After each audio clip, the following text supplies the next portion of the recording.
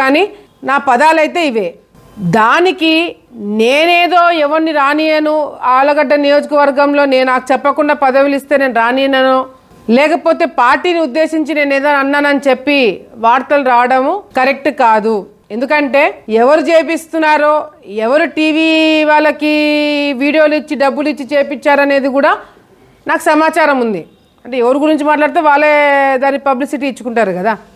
మాకు తెలియదని మాత్రం దయచేసి అనుకోకండి. ఎవరు వెనకాల నుంచి చేస్తున్నారో అందరూ తెలుసు. ఆలగడ్డ నియోజకవర్గం స్థాయి నుంచి రాష్ట్ర స్థాయి వరకు మా వెనకల జరిగేది అన్నీ తెలుసు. మా టైం వచ్చేదానికి మేము వెయిట్ చేస్తున్నాం అంతే, అవన్నీ బయట పెట్టడానికి.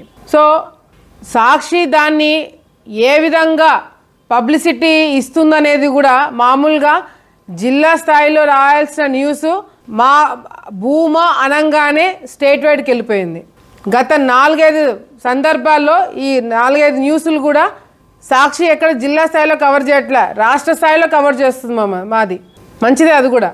ఈరోజు సాక్షి వాళ్ళపైన మేము కేసు వేసాము, వాళ్ళ ఆఫీస్ ముందర ధర్నా చేశామనేది వాళ్ళకు కూడా ఎక్కడో గుచ్చుకొని ఉంటుంది. దాన్ని తగినట్టుగానే ఉండేవి లేనట్టు లేని ఉన్నట్టుగా కూడా వాళ్ళు సృష్టిస్తున్నారు.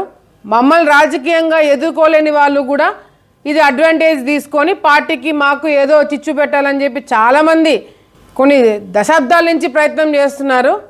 నేను ఒకటే చెప్తున్నా, మీరు ఎన్ని జన్మలు ఎత్తినా, మీరు ఏం చెప్పినా ఏం చేసినా పార్టీకి మేము దూరం కాము. పార్టీ మమ్మల్ని, మీలాంటి వ్యక్తుల కోసం పార్టీ మమ్మల్ని దూరం పెట్టదు.